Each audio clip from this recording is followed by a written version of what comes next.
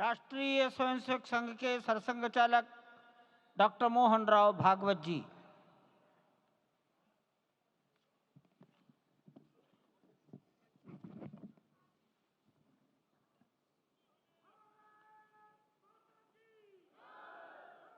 आदरणीय प्रधानमंत्री जी, उत्तर प्रदेश के आदरणीय मुख्यमंत्री जी, आदरणीय राज्यपाल महोदया, देश के आज विद्यमान सभी पंथ संप्रदायों का प्रतिनिधित्व करने वाले हमारे संत ऋषि आचार्य गण और समाज के सब स्तरों का प्रतिनिधित्व करने वाले निमंत्रित महानुभाव, आज का आनंद शब्दों में वर्णनातीत है और उसके वर्णन करने का प्रयास इसके पहले के वक्तव्यों में अच्छा हो गया है। ये भी बता दिया गया है और हम जानते भी हैं कि आज अयोध्या में रामलला के साथ भारत का स्व लौट के आया है।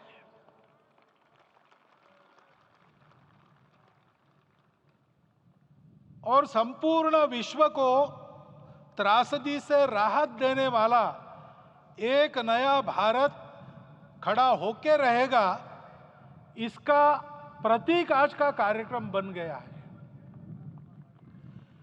ऐसे समय में आपके उत्साह का, आपके आनंद का वर्णन कोई नहीं कर सकता। हम यहां पर अनुभव कर रहे, पूर्ण देश में यही वातावरण है। छोटे छोटे मंदिर के सामने दूरदर्शन पर इस कार्यक्रम को सुनने वाले हमारे समाज के करोड़ों बंधु वहां पहुंच न पाए, ऐसे घर घर के हमारे नागरिक सज्जन, माता भगिनी सब भाव विभोर है, सब में आनंद है, सब में उत्साह है। और ऐसे समय में जोश की बातों में थोड़ी सी होश की बात करने का काम मुझे ही दिया जाता है। आज हमने सुना कि इस प्राण प्रतिष्ठा महोत्सव में पधारने के पूर्व प्रधानमंत्री जी ने कठोर व्रत रखा। जितना कठोर व्रत रखने को कहा था, उससे कई गुना अधिक कठोर व्रताचरण उन्होंने किया। मेरे पुराना उनसे परिचय है, मैं जानता हूं वो तपस्वी है ही, परंतु वो अकेले तप कर रहे हैं, हम क्या करेंगे। अयोध्या में रामलला आए, अयोध्या से बाहर क्यों गए थे? रामायण में क्यों गए थे बाहर? तो अयोध्या में कलह हुआ। अयोध्या उस पुरी का नाम है जिसमें कोई द्वंद्व नहीं, जिसमें कोई कलह नहीं, जिसमें कोई दुविधा नहीं। वो हुआ 14 वर्ष वनवास में गए। वो सब ठीक होने के बाद दुनिया के कलह को मिटा के वापिस आए। आज रामलला वापस फिर से आए हैं 500 साल के बाद। जिनके त्याग, तपस्या, प्रयासों से ये सोने का दिन आज हम देख रहे, सुवर्ण दिवस देख रहे, उनका स्मरण प्राण प्रतिष्ठा के संकल्प में हम लोगों ने कहा, आपने सुना होगा, स्मरण किया। उनकी तपस्या को, उनके त्याग को, उनके परिश्रम को शत बार, सहस्त्र बार, कोटि बार नमन है। रामलला के यहां इस युग में आज के दिन फिर वापस आने का इतिहास जो जो श्रवण करेगा वो राष्ट्र के लिए कर्मप्रवण होगा और उसके राष्ट्र का सब दुख दैन्य हरण होगा। ऐसे इस इतिहास का सामर्थ्य है। परंतु उसमें हमारे लिए कर्तव्य का आदेश भी है। प्रधानमंत्री जी ने तप किया, अब हमको भी तप करना है। राम राज्य आने वाला है, वो कैसा था दैहिक दैविक भौतिक तापा राम राज नहीं कहु व्यापा। सब नर करहि परस्पर प्रीति चलहि स्वधर्म निरत श्रुति नीति। सब निर्दंभ धर्मरत पुनि नर अरु नारी चतुर सब गुनी। सब गुणज्ञ पंडित सब ज्ञानी सब कृतज्ञ नहीं कपट सयानी। राम राज्य के सामान्य नागरिकों का जो वर्णन है, हम भी इस गौरवमय भारतवर्ष की संतानें हैं। कोटि कोटि कंठ उसका जयगान करने वाले हमारे हैं। हमको इस प्रकार के व्यवहार को रखने का तप आचरण करना पड़ेगा। हमको भी सारे कलह को विदाई देनी पड़ेगी। छोटे छोटे परस्पर मत रहते हैं, छोटे छोटे विवाद रहते हैं, उसको लेकर लड़ाई करने की आदत छोड़ देनी पड़ेगी। आखिर है क्या? ये बात बताई, वो सामान्य नागरिक कैसे थे? निर्दंभ,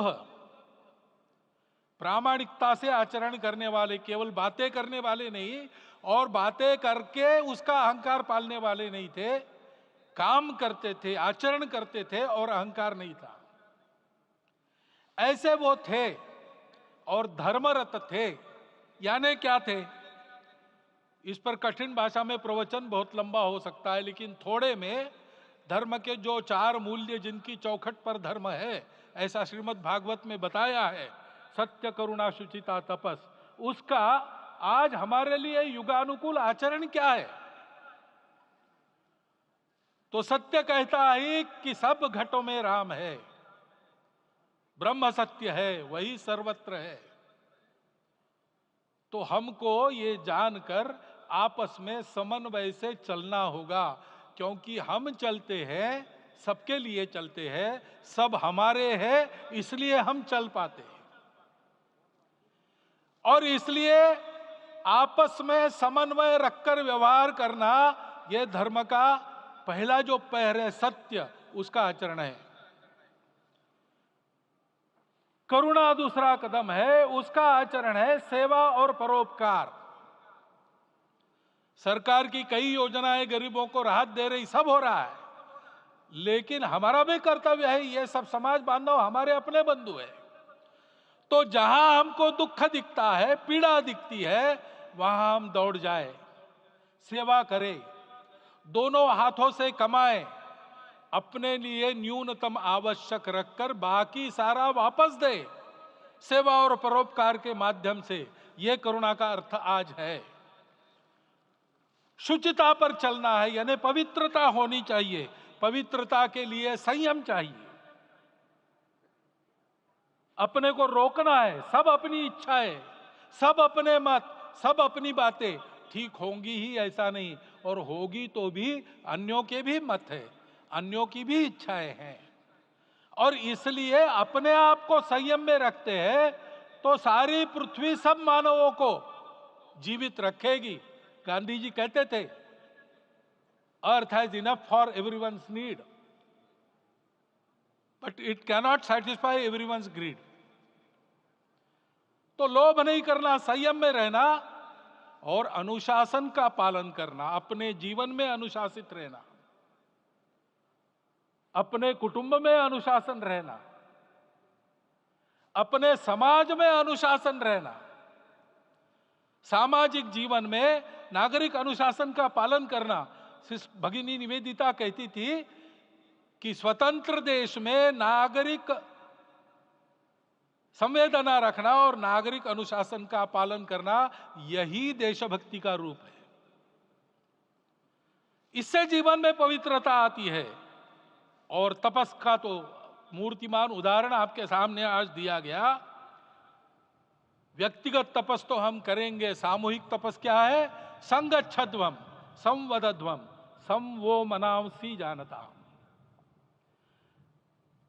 हम साथ चलेंगे, बोलेंगे आपस में, उसमें से एक सहमति का संवाद निकालेंगे, एक ही भाषा बोलेंगे, वो वाणी मन वचन कर्म समन्वित होगा और मिलके चलेंगे, अपने देश को विश्वगुरु बनाएंगे। ये तपस हम सबको करना है। 500 वर्षों तक अनेक पीढ़ियों ने लगकर परिश्रम करके प्राणों का बलिदान देके खून पसीना बहाकर आज ये आनंद का दिन सारे राष्ट्र को उपलब्ध करा दिया। उन सब के प्रति हमारे मन में कृतज्ञता है। मैं यहां बैठता हूं तो मेरे मन में विचार आता है कि मुझे बिठाया, मैंने क्या किया? वो तो जो उन्होंने किया उसका प्रतिनिधि भी मुझे बनाया गया है। उस प्रतिनिधि के नाते मैं ये अवदान स्वीकार करता हूं और उन्हीं को अर्पण करता हूं। परंतु उनका ये व्रत हमको आगे लेके जाना है। जिस धर्म स्थापना विश्व में करने के लिए राम का अवतार हुआ था, उस धर्म स्थापना को अनुकूल स्थिति अपने आचरण में अपने देश में उत्पन्न करना यह अपना कर्तव्य बनता है। रामलला आए हैं हमारे मन को आह्लादित करने के लिए, उत्साही करने के लिए, प्रेरणा देने के लिए, साथ साथ इस कर्तव्य की याद दिलाकर उसमें कृति प्रवण करने के लिए आए हैं। उनका आदेश सर पे लेके हम यहां से जाए। सब लोग तो यहां आ नहीं सके, लेकिन वो सुन रहे, देख रहे। अभी इसी क्षण से इस व्रत का पालन हम करेंगे तो मंदिर निर्माण पूरे होते होते विश्व गुरु भारत का निर्माण भी पूरा हो जाएगा। इतनी क्षमता हम सबकी है। इसका मैं एक बार स्मरण देता हूं, आप सबको धन्यवाद देता हूं और मेरे 4 शब्द समाप्त करता हूं।